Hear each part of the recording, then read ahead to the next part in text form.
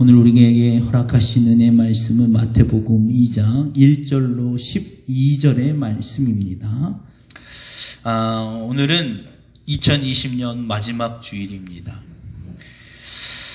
마지막이라고 해서 다음이 없는 것은 아니지만 그렇다고 또 한 해가 바뀐다고 해서 뭔가 특별한 것이 있는 것도 아닙니다.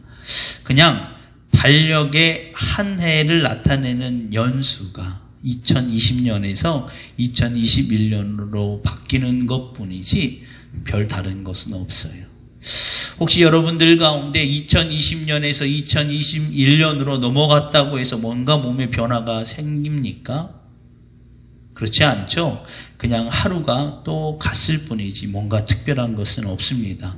그러나 믿음의 그리스도인들에게는 시간이 매우 중요합니다. 모든 시간의 주인이 하나님이기 때문에 그렇기도 하지만 우리의 날수가 분명히 정해져 있기 때문에 매우 중요하다는 것을 말씀드립니다. 성경 시편 90편 10절에 보면 우리의 연수가 70이요 강건하면 80이라도 그 연수의 자랑은 수고와 슬픔뿐이요 신속히 가니 우리가 날아가나이다 라는 말씀이 있죠. 아마 이거는 성경에 기록된 것뿐만 아니라 수많은 어르신들이 이와 같은 말을 해요. 80세, 90세를 혹은 100세를 산 분일지라도 뒤를 돌아보면 너무 길더라 라고 말하시는 분은 제가 여태까지 만나본 적이 없습니다. 다 똑같은 말씀을 하세요. 참 한순간이더라. 그런데 우리가 한순간뿐인 삶을 살아가면서도 영원히 이 땅에 살 것 같은 착각을 가지고 있기 때문에 매 순간 그 시간들을 그렇게 흘려보낼 때가 너무나 많다는 거예요. 그래서 한 해, 한 달, 하루 그리고 매 순간이 우리에게 소중하게 여겨져야 합니다. 우리에게 주어지는 시간을 정성스럽게 흘려보내면 그 작은 정성스러움이 우리의 끝을 변화시킬 수 있기 때문에 중요하다는 거예요. 그런데 이 시간의 아주 독특한 면은 모을 수가 없다는 거예요. 누구든지 남녀노소 고아, 지를 고아를 막론하고 누구나 다 똑같이 시간은 정지되어 있거나 쌓을 수 있거나 혹은 이것을 끌어모을 수 있는 것이 절대 아니라는 거예요. 그냥 다 흘러가게 된다는 거예요. 그래서 누구에게나 시간은 매우 소중한 것입니다. 가끔 우리가 인생을 살다 보면 어떤 이들은 내 인생의 시간이 내 시간 돈으로 따지면 얼마인 줄 알아?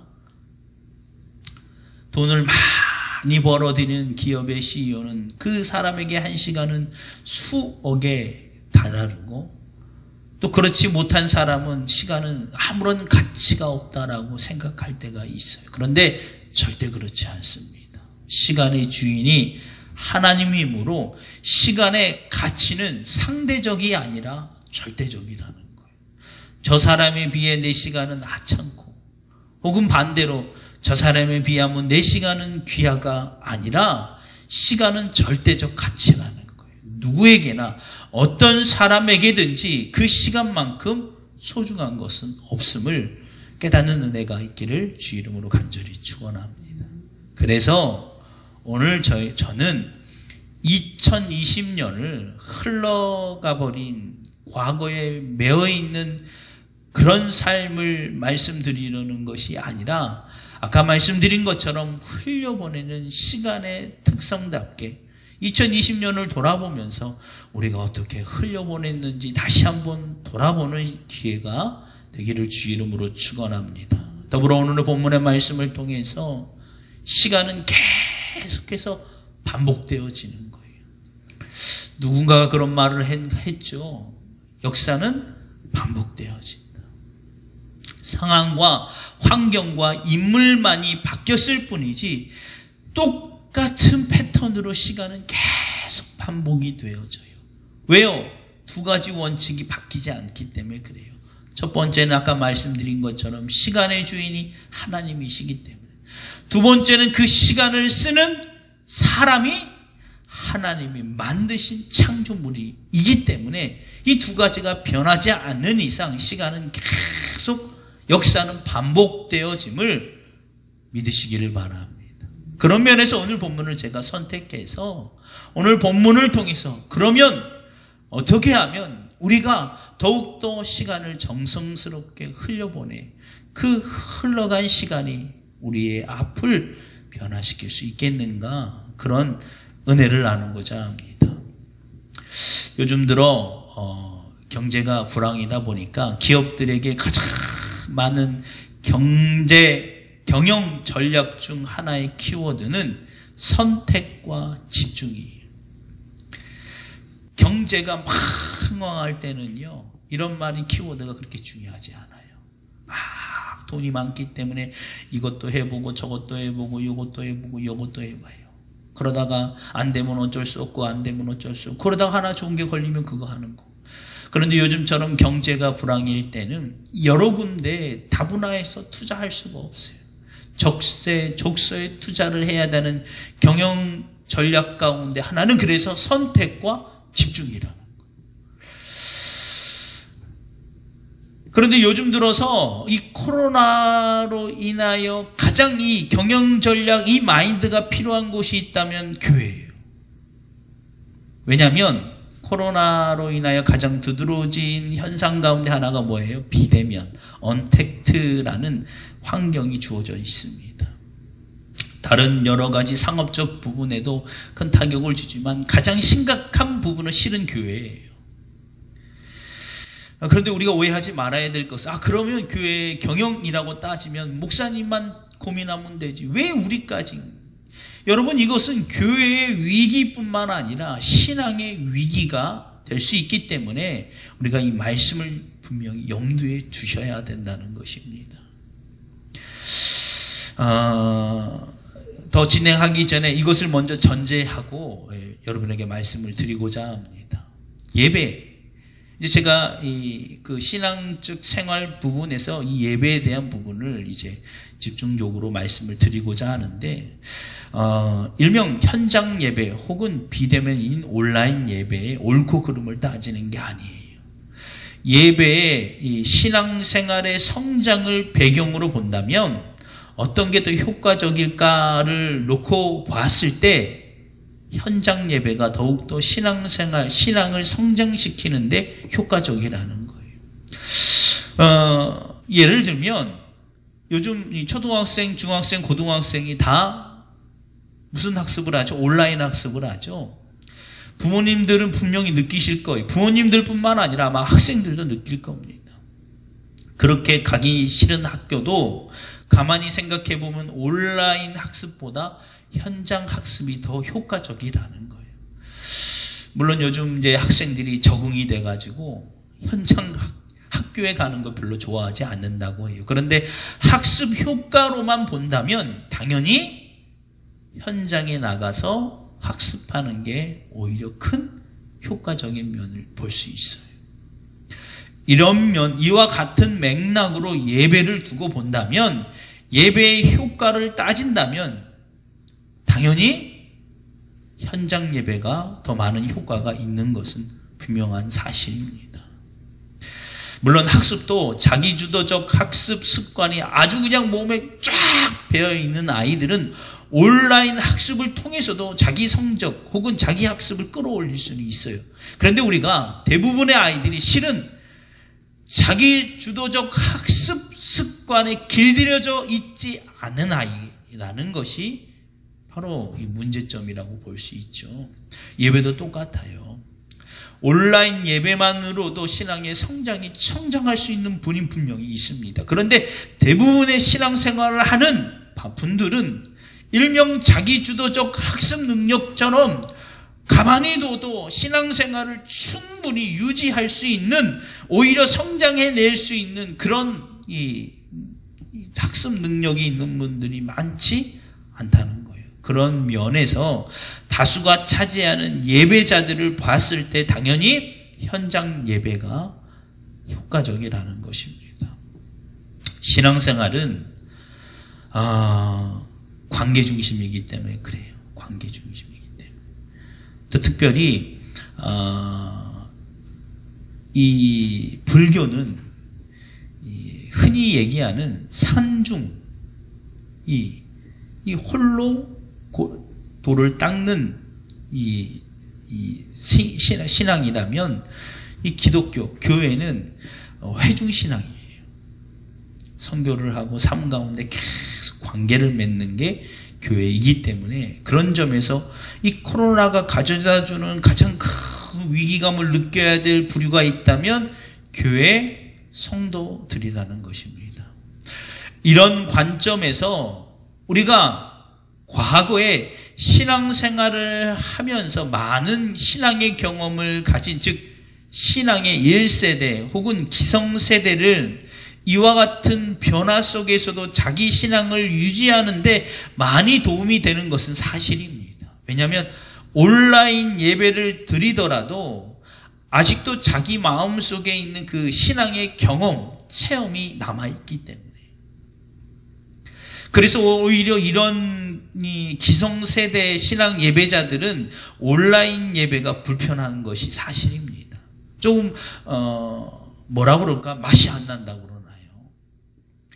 그래서 일명 온라인 예배의 부적응자, 수혜자가 아닌 혜택을 받지 못하는 부류예요. 그런 신앙적 면, 아까와 같이 현장 예배가 효과적이라는 면모를 봤을 때 이들에게는 온라인 예배가 부적응되기 때문에 다시 모든 것이 정상화, 이전처럼, 코로나 이전처럼 되었을 때 현장 예배로 복귀하는 퍼센테이지가 예전만큼은 아니겠지만 그 주류를 이루는 사람은 당연히 온라인 예배 부적응자들일 것일 확률이 높다는 것입니다. 그런 면에서 이 기성세대들에게는 큰 위기라고 볼 수는 없죠. 그런데 진짜 위기는 누구입니까? 다음 세대예요. 일명 온라인 예배의 적응자들. 이들에게 공통점이 있다면 신앙의 경험, 체험에 대한 그런 경험적 깊이나 넓이가 별로 없다는 거예요. 그렇기 때문에 새로운 문화나 새로운 컨텐츠를 받아들이는 것이 굉장히 쉬워요. 또 특별히 다음 세대, 온라인 예배에 적응하는 이 세대들은 온라인 예배가 주류를 이루고 있는 미디어 기기에 대해서 굉장히 친숙해 있는 세대라는 거예요. 핸드폰이라든가 컴퓨터, 이런 모바일 모든 이런 기기에 친숙해 있어요. 그러니 온라인 예배가 더욱더 친숙해질 수밖에 없어요. 다시 코로나가 이전 세대로 돌아간 후에 현장 예배로 복귀하는 확률이 적을까요? 낮을까요? 당연히 낮겠죠. 왜요? 이들에게는 이미 온라인 예배라는 이 새로운 문화가 너무나 친숙해 있기 때문에. 물론 학교, 학습은 어떻게 바뀔지 모르겠어요. 다시 코로나 이전처럼 정상화가 된다면 모든 학교가 지금처럼 뭐 온라인 수업을 많이 어떻게 퍼센트해 줄지 모르겠지만 예배만큼은 아마 두 가지로 분류가 될 거예요. 온라인 예배가 없어지진 않을 겁니다.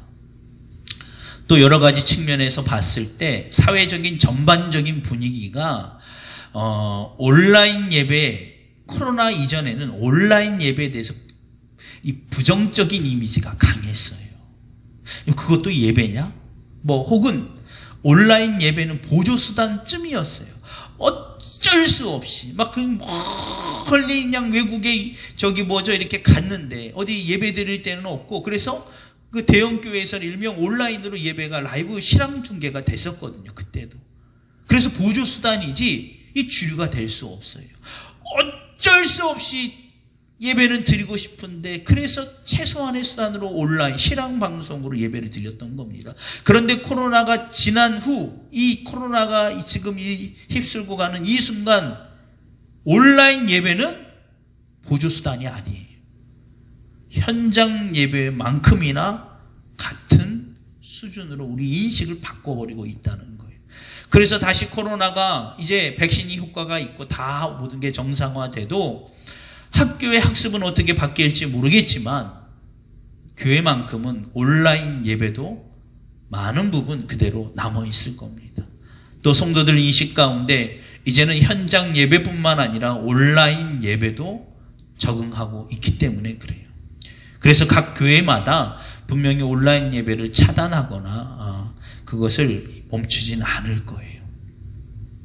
또 어쩌면 그게 앞으로 우리가 맞이해야 될 새로운 문화이기도 하겠지만 어쨌든 아까 서두에 말씀드린 것처럼 예배의 신앙 성장을 배경으로 효과적인 면을 따졌을 때 현장 예배가 분명히 더 효과적인 것은 부인할 수 없습니다. 그런 면에서 봤을 때 다시 코로나가 지나고 난 후에 예배로 현장 예배로 복귀하는 현장 예배로 움직여지는 무리가 대다수 기성세대이지 다음 세대는 아닐 수밖에 없다는 것입니다. 그래서 지금 우리에게 위기라는 거예요.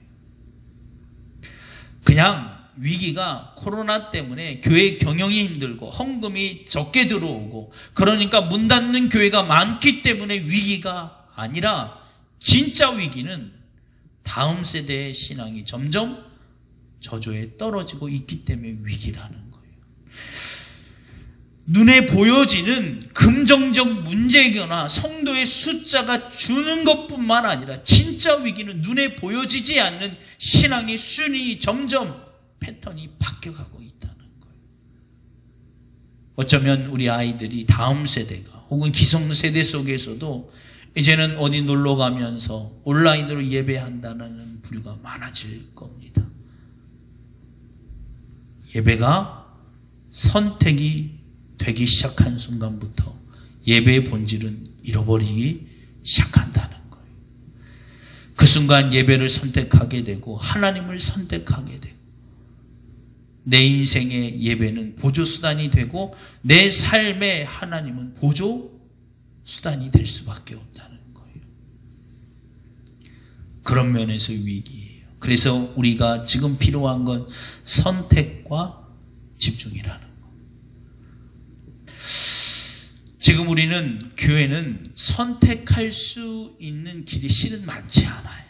아까 말씀드린 것처럼 상업시설이나 혹은 기업에서도 그렇지만 국가적으로 전 세계적으로 다 똑같이 경험하고 있는 실은 여러 가지 불경기 불황이죠. 그래서 선택의 여지가 없죠. 교회도 실은 그래요. 교회도 선택의 여지가 그렇게 많지 않아요. 특히 다음 세대를 향한 선택은 더 없어요. 특히 온라인 예배나 무언가 하는 데 있어서 이 기성세대는 그 전에 가지고 있었던 신앙의 경험 때문에 신앙이 유지가 되지만 이 다음 세대는 이걸로만으로는 부족하기 때문에 선택할 것들이 그렇게 많지 않아요. 그런데 우리가 긍정적 신앙의 관점으로 본다면 이게 결코 나쁜 그저 부정적인 것만은 아닐 수도 있다는 것입니다. 올바른 길을 선택함에 있어 꼭 다양한 것들이 있기 때문에 올바른 길을 선택할 수 있는 확률은 조금 높일 수 있지만 그것이 정확하지는 않기 때문에 그래요. 오히려 그것이 분명하다면 여러 가지 선택지보다 한두 가지밖에 없는 상황 가운데 그게 참 길이라면 그 길이 맞는 거예요. 예를 들어 우리가 가고자 하는 학교에 길이 여러 갈래 길이 있잖아요. 빠른 길, 험한 길, 높은 길 많을 거예요. 그런데 그 목적지가 학교라면 그 길의 선택지가 하나, 두 개밖에 없는 거랑 여러 개 있는 거랑 중요한 건 뭐예요? 학교에 가는 길을 선택하는 것이 중요한 것이지 지금 당장 내가 학교로 가는 방법이 막 여러 가지가 있는 게 중요한 게 아니라는 거예요. 저는 그런 면에서 코로나가 한국 교회뿐만 아니라 이 전 세계 모든 교회를 향하여 하나님이 주시는 메시지가 있다라고 분명히 생각되어집니다. 예전처럼 교회가 불분명한 선택, 즉 방향성을 가지고는 존재할 수 없게 이 시대가 우리를 만들어 버렸어요. 이건 교회뿐만 아니라 실은 기업에서도 똑같습니다. 기업에서나 식당에서 예전처럼 불분명한 정체성을 가지고는 살아남을 수가 없어요. 분명한 고객들이 원하는 그 만족감을 충족시킬 수 있는 분명한 정체성이 있을 때만이 그 기업이나 그 상업이나 그 식당이 살아납니다. 교회도 같습니다. 성전 건축이라는 그냥 그런 목적, 교회를 확장시키고 성도의 숫자를 불리는 것에 목적을 두고 있는 그런 불분명한 목적을 가지고 있는 교회는 이제 존재할 수 없게 상황이 만들어 있다는 거예요. 오히려 이 시대가 하나님이 우리에게 주신 저는 축복이라고 생각이 되어져요. 영적인 면으로만 본다면 이제 우리는 분명한 선택을 해야 돼요. 불분명하거나 잘못된 선택으로 우리 지향점을 둔다면 이제 우리는 무너질 수밖에 없다는 거예요. 그게 오늘 본문의 동방박사와 헤롯의 차이점입니다. 분명한 지향점을 가진 동방박사, 그들은 헤롯 왕처럼 오히려 비교해 봤을 때 환경이나 조건은 아기 예수 그리스도의 탄생의 영광을 가까이 둘 수 있는 인물 가운데 하나가 바로 헤롯 왕이에요. 그런데 놀랍게도 그 먼 곳에 안 좋은 조건 한 가지 외에는 선택할 길이 없는 다양성이라고는 찾아볼 수 없는 동방박사 세 사람이 오히려 그 예수 그리스도의 탄생의 영광을 맛보는 기쁨을 맞이했다는 거예요.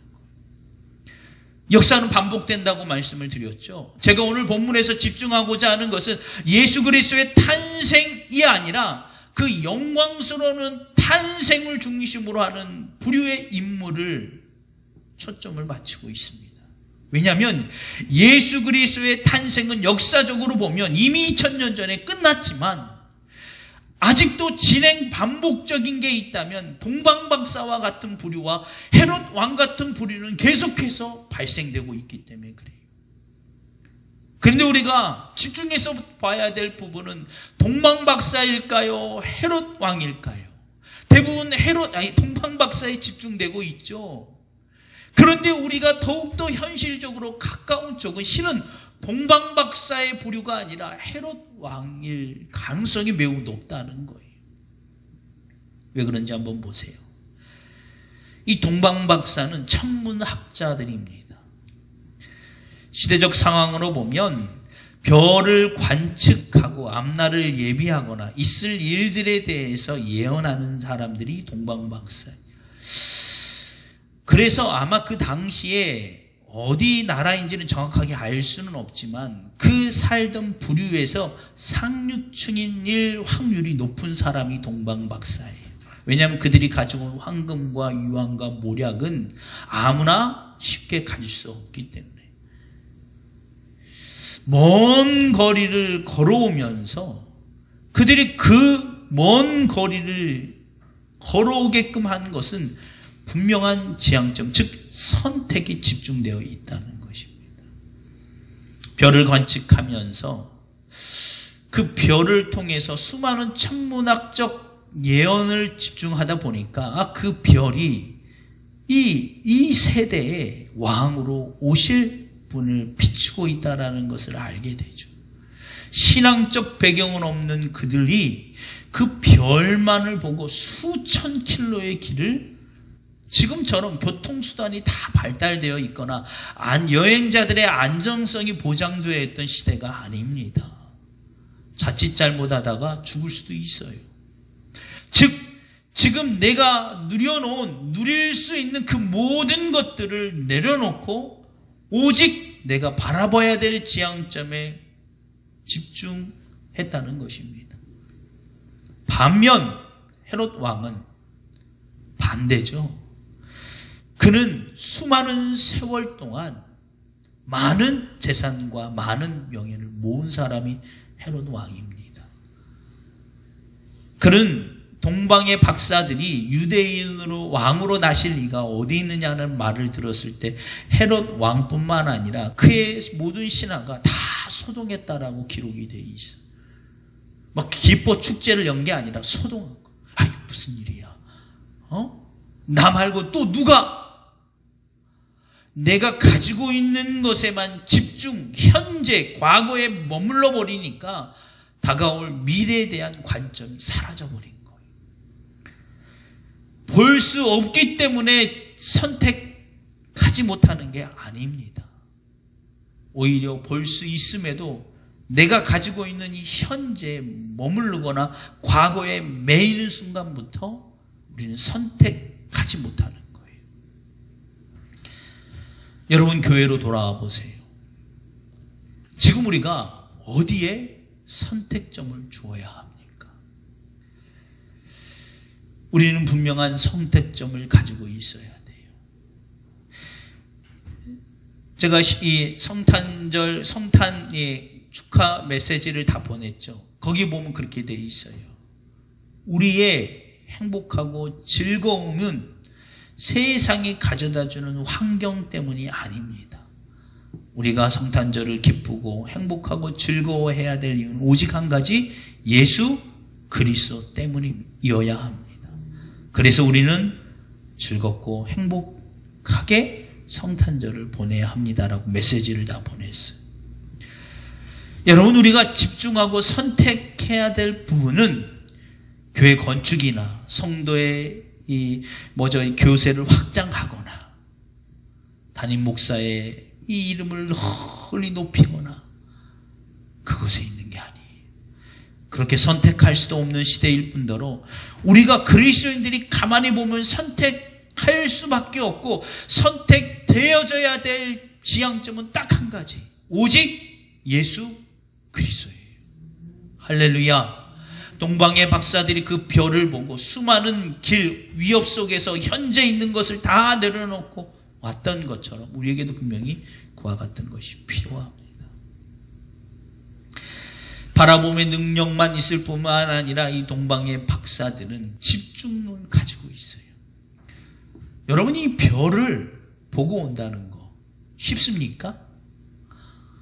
요즘 어디를 가다가 운전하다 보면 참 요즘 운전하기 편해졌어요. 뭐가 있어요? 내비게이션이 있기 때문에. 차에 붙은 내비게이션도 있지만 좀 모바일로 제공되는 내비게이션도 엄청 잘 돼 있어요. 근데 이전에 내비게이션 없을 때는요, 되게 힘들어요. 어디를 가려면 미리 지도를 펴놓고 목적지를 보고 어떻게 가야 될지. 그런데 여러분, 그게 머리 남아 있습니까? 한 20분, 10분만 가면 환경이 바뀌면서 당황하기 시작해요. 그래서 자꾸 뭘 봐야 돼요? 도로 표지판.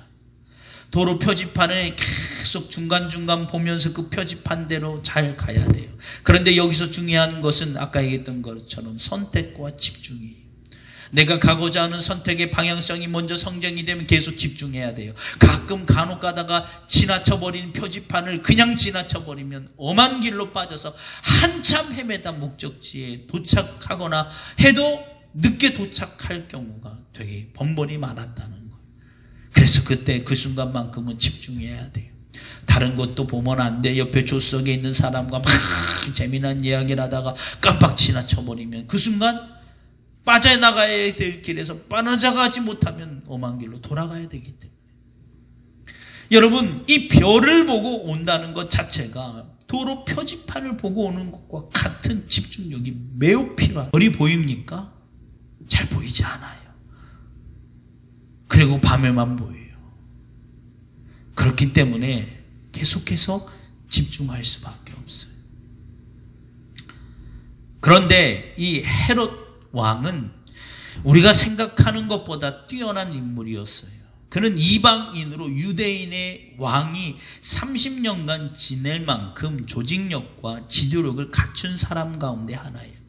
헤롯 왕, 우리는 자꾸 주기도문이나 성경에 나와서 나쁜 놈, 죽일 놈, 진짜 인생이 정말 그건 불필요하고 정말 그런 부류인가 보다.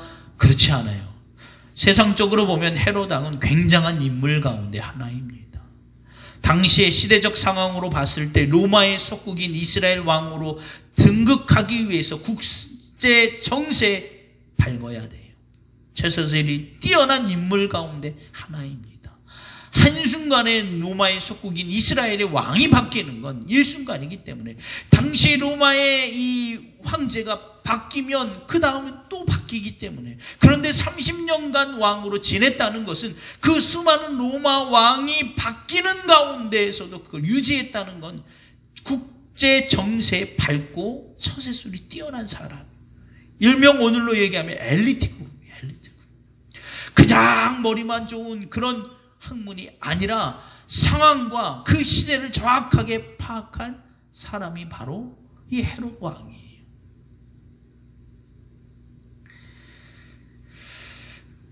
그런 사람에게 왜 그는 예수님을 만나지 못했습니까? 다른 것에 집중했기 때문에 그래요. 그저 세상의 부귀영화에만 집중했기 때문에 정말 자기의 필요한 것을 보지 못했다는 거예요.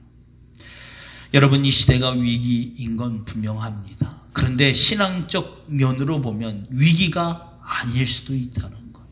오히려 신앙에가 방해가 되는 것들을 다 거두어졌기 때문에 그래요. 예전에 교회에 오는 목적이 하나님을 만나기 위해서이죠. 그런데 그렇지 않을 때가 실제로는 많았다는 거예요. 강단에서는 목회자도 누구를 만나기 위해서입니까? 하나님이라고 말해야 되지만 성도일 때가 참 많았다. 그것도 모든 성도가 아니라 돈이 많거나 지위가 높거나 교회 영향력이 있거나 이런 데 집중할 때가 참 많았다는 거예요.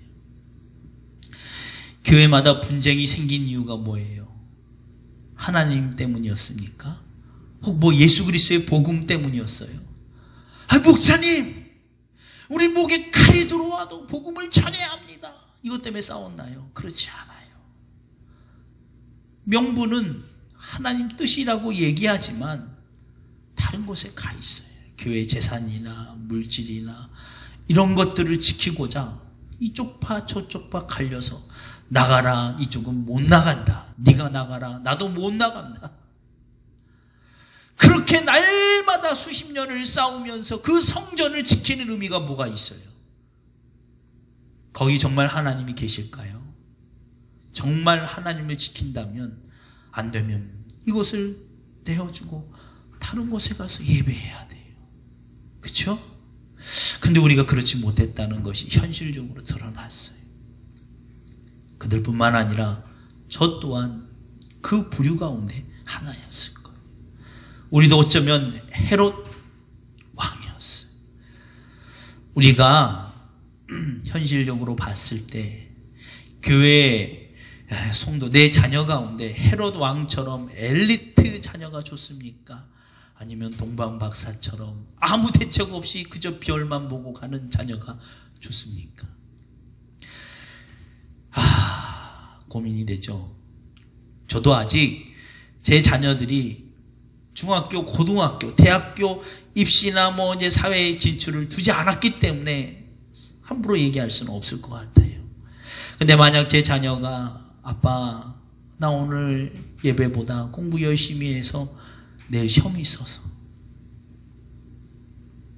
그럴 때 그 자녀를 놓고 누구야 아들아, 아빠는 세상에서 바보로 살아도 예수님을 선택하는 자녀가 되었으면 좋겠다, 이 말을 할 수 있을지는 그때가 봐야 알아요. 지금이야 뭐 공부하든 안 하든 가만둡니다. 뭐 공부하라고 얘기는 하지만 지금 가끔 저희 이 사모한테도 그런 얘기를 해요. 나는 우리 아이들이 세상의 바보로 살아도 예수님을 믿었으면 좋겠다. 지금이니까 그런 소리 할 수 있죠. 당장 우리 아이가 취직을 못하거나 취직을 해도 아주 힘들게 고생하는 일을 갈 수밖에 없는 부류로 간다면 세상에 어떤 부모가 좋아하겠어요? 여러분, 어쩌면 우리도 헤롯 왕과 같은 부류이거나 그것을 선망하는 사람일 거라는 거예요. 일명 성공하는 길. 목회도요 이런 얘기하면 좀 그렇지만 특 A급 코스가 있어요. 무슨 말이냐? 신학대학원 나와서 군종 장교가 되고, 군종 장교가 된 후에 5년 임기를 마치고 외국으로 유학을 가서 박사학위를 따서 30 중후반쯤에 돌아올 때는 중대형급 교회에 들어오는 게 이게 A급 코스예요. 뭐 1%도 안 되죠. 실은 군종장교가 되기도 힘들 뿐더러 유학 가는 것도 힘드니까. 저는 이거 싫어할까요? 저도 좋아해요. 저도 그걸 선망의 대상으로 볼 때가 있죠. 왜 안 그렇겠습니까? 제 나이 똑같은 연배, 저보다 어린 목사님들이 벌써 중대형급 교회 담임자로 가 있는 경우 되게 많아요. 일명 목회자 자녀이거나 혹은 뭐 힘 좀 꽤나 쓴다는 장로님 자녀가 목회자가 됐을 경우 이 젊은 나이에도요 그런 교회 갈 때가 많아요. 저도 거기를 가고 싶어요. 그래서 그걸 바라볼 때가 실은 많다는 거예요. 그럼 저는 동방박사 쪽입니까? 헤롯 왕 쪽입니까? 저도 헤롯 왕 쪽이 가깝다는 거예요. 여러분, 그래서 헤롯 왕을 그저 우리가 이 주기도문에 나오니까 죽일 놈 살릴 놈, 주기도문에 나오는 게 아니라 사도신경에 나오니까 이 죽일 놈 살릴 놈 욕만 하고 나는 저놈과 달라, 아유지요, 저 사람과 달라 할 뿐만 것이 아니라 오히려 우리 스스로를 돌아봐야 된다니까요. 나는 그 모습에 가깝지 않나. 여러분, 그런 면에서 우리는 스스로를 이 시간 다시 한번 돌이켜보시기 바랍니다. 나는 어느 쪽에 와 있었나. 여러분, 분명히 우리가 본문 말씀의 결론에 해당되는 부분에서 이렇게 결정이 납니다. 수많은 길을 돌아오고 죽음의 위협 앞에서 그 보물을 가지고 와요. 그래서 처음에 동방박사가 갔던 곳이 어디입니까? 왕궁이죠. 동방박사가 생각했을 때 당연히 이 나라의 왕은 어디서 태어날 거라고 생각했어요? 왕궁. 그래서 왕궁 가서 물어본 거예요. 여기 유대인으로 나실 왕이 어디 있느냐. 그런데 놀랍게도 어디였어요? 결국 찾아 가봤더니 유대인으로 나실 왕이 마구간이었어요. 아마 이 동방박사가 먼 거리를 어렵게 오면서 마음의 기대와 소망 가운데 하나가 있었다면, 물론 그 나실 왕을 보는 것도 소망이지만 그와 더불어 이렇게 위대한 왕이 나실 터인데, 야, 우리가 가지고 온 보물을 들으면서 뭔가 의시되는 그런 것도 상상을 하지 않았겠습니까? 우리가 신앙생활을 하면서 가끔 그런 기대치를 가지고 있잖아요. 내가 하나님께 이만큼 드렸고 이만큼 했는데, 야, 이거를 뭔가 의시될 수 있는 게 있겠지. 아마 이동방 박사도 그랬을 거예요. 그런데 그래서 왕궁으로 갔지만 여기는 없다는 것입니다. 오히려 왕이 자기에게 물어요. 가서 그런 아기가 있으면 나한테 꼭 알아야. 전혀 모르는 눈치야. 그래서 찾아가 보니까 점점 가면 갈수록 베들레헴 작은 마을로 가기 시작하는 거야. 야, 이건 아니지. 야, 이건 이러면 안 되지. 그러다 결국 간 곳이 허름한 마구간. 집도 아니고, 그래도 좀 뭔가 귀족에 사는 저택일 줄 알았지만 그저 허름한 집에 그 집 방안도 아니고 마구간이라는 거예요. 마구간. 여러분, 마구간 가보셨나요? 냄새 엄청나요. 저희 집도 시골에 소를 키웠거든요. 아우,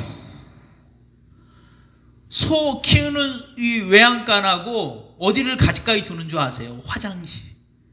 둘 다 냄새가 비슷해요. 그 냄새 난 곳에 아무리 그 사람들이 요셉과 마리아가 막 깨끗이 치웠겠습니까? 마리아는 지금 곧 산딸이 다 돼가지고 나올까 말까 하고 있고, 요셉은 뭐 정신이 없어요. 집을 구하러 막 여관을 구하러 갔더니 그 당시에 또 마을 사람들이 많이 왔기 때문에 뭐 집도 없어요. 누구나 하나 내주지도 않아요. 또 요셉은 돈도 별로 없어요. 얼마나 자랑하겠어요. 뭐 집 치울 일이 어디 있어요. 그냥 그러니까 그 마구간 구유에 누이신 거예요. 여러분, 실패입니까? 그런데 이 동방박사 세 사람이 가지고 온 모략과 황금과 모략과 유황을 보자마자 그대로 다 드렸다는 거예요. 왜 그랬을까요? 아기 예수 그리스도를 보는 것으로 모든 것이 다 끝났기 때문에 그래요. 어떤 상황과 어떤 환경도 초월할 만큼 예수 그리스도를 만나는 것은 이만큼 우리에게 큰 기쁨이 된다는 것입니다.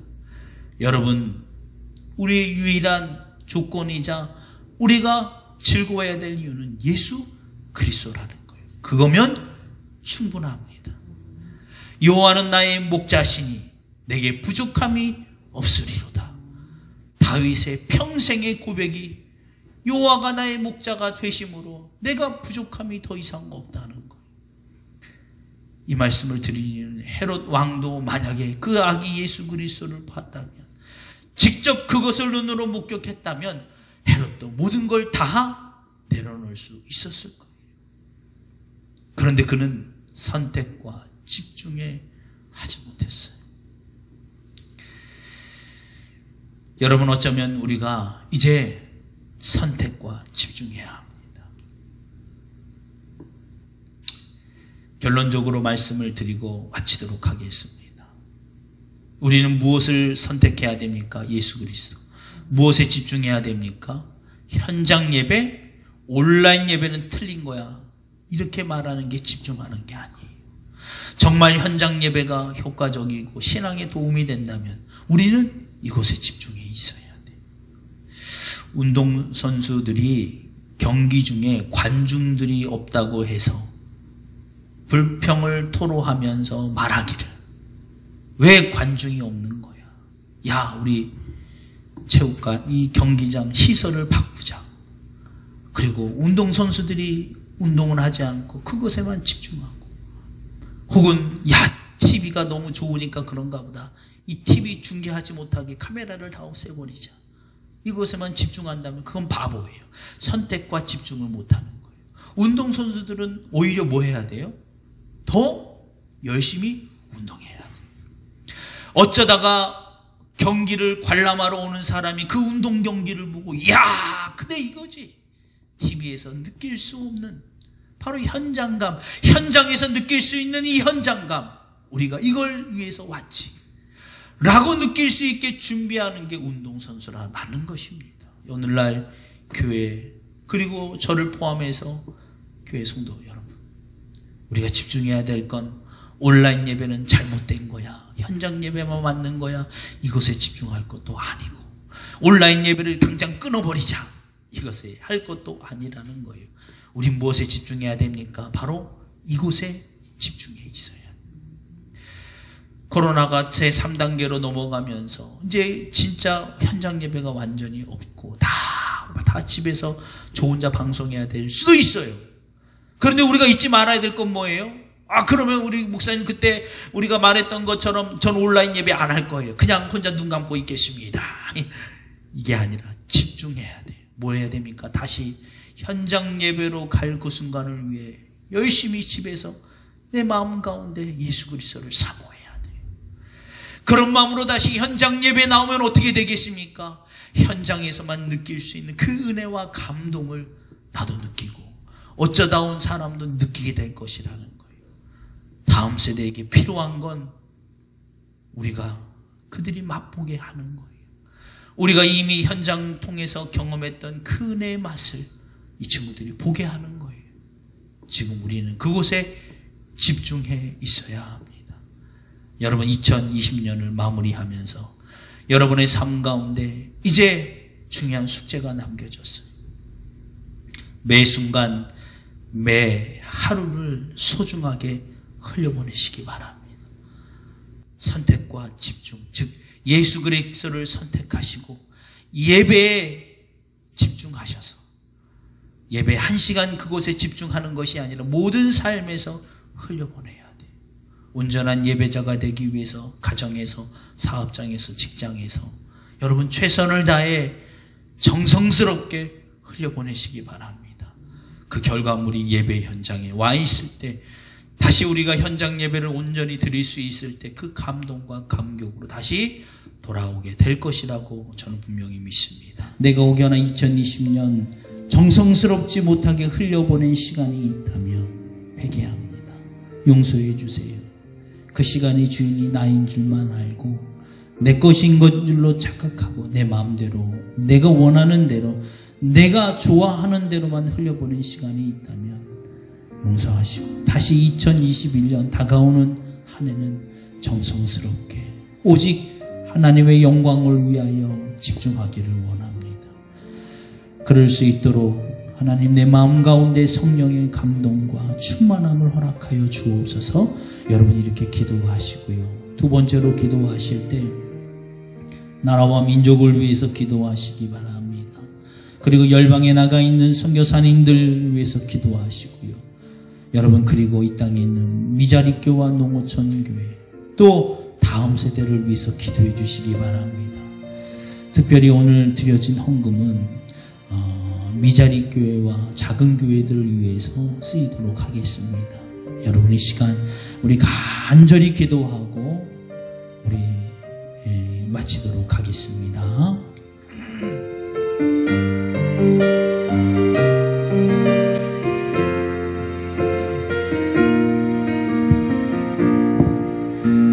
나는 하나님을 예배하는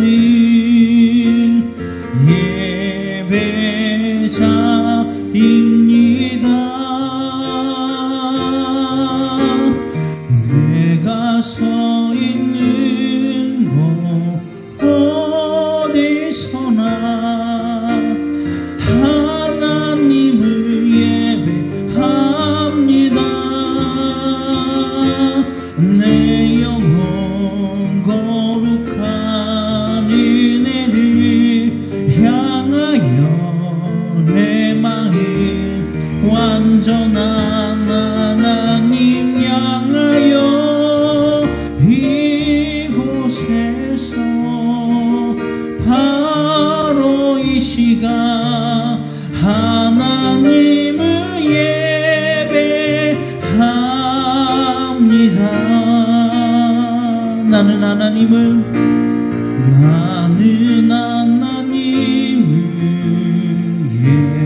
예배하는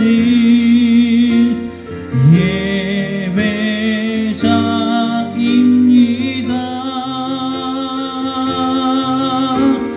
내가 서 있는 곳 어디서나 하나님을 예배합니다. 내 영혼 거룩한 은혜를 향하여 내 마음 완전한 하나님 향하여 이곳에서 바로 이 시간 하나님을 예배합니다. 내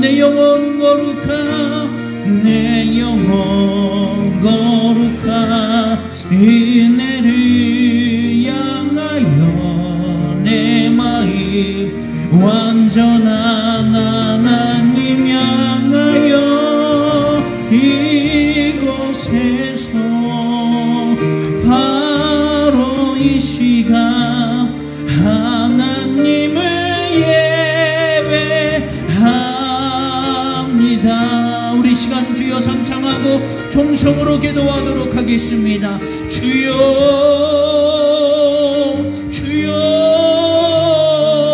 주여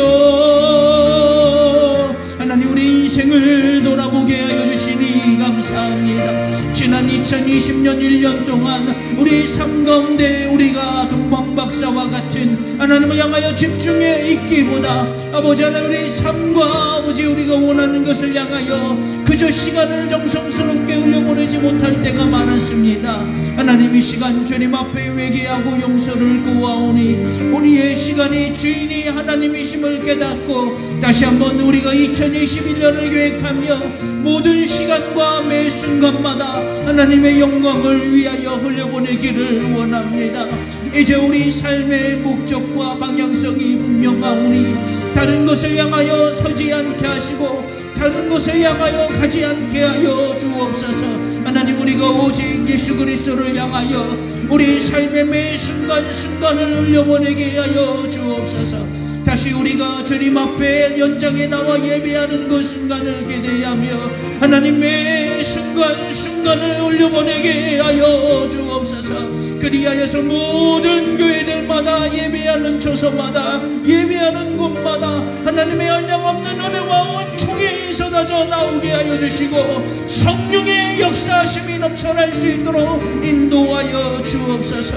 이와 같은 예배의 감격이 다음 세대를 향하여 또 다음 세대를 향하여 주님 오시는 그날까지 흘러넘치게 하여 주시고 모든 교회와 예배하는 현장마다 하나님의 한량없는 은혜와 은총이 나타날 수 있도록 인도하여 주옵소서. 하나님 온라인을 통하여 예배하는 심령들 마음 가운데도 이 심령의 사모함을 잃어버리지 않게 하여 주시고 그들의 마음을 주장하여 주심으로 말미암아 어쩔 수 없는 상황 가운데 예배하는 그들의 마음을 이 시간 안수하여 주옵소서. 하나님 그들의 심령을 안수하여 주옵소서. 하나님 다시 그들의 온전히 나와 예배하는 그날을 기대하고 소망하며 아버지 눈물로 아버지 사모하며 간곡히 갈망하며 하나님 그와 같은 나날을 기대하며 오늘 한 시간 매 순간순간을 정성스럽게 올려보낼 수 있도록 인도하여 주옵소서. 아버지 하나님 이 나라와 민족과 열방에 나가 있는 수많은 선교사님들을 기억하여 주시고 하나님 이 땅에 있는 수많은 미자리 교와 농어촌 교회를 기억하여 주옵소서. 하나님 우리가 다시 그들의 기업이 되기를 원하며 분깃이 되기를 원하오니 그 사명 감당할 수 있도록 길을 열어 주시옵소서. 믿음의 다음 세대와 사회적 소외계층을 기억하여 주시고 하나님 우리 영원하는 예수 그리스도의 삶이며 비전이 되게 하여 주옵소서. 우리 인생의 주인이시며 우리 시간의 주인이시며 우리 생명의 주인이시오니 하나님 영광을 받아 주옵소서. 하나님 영광 받아 주시옵소서.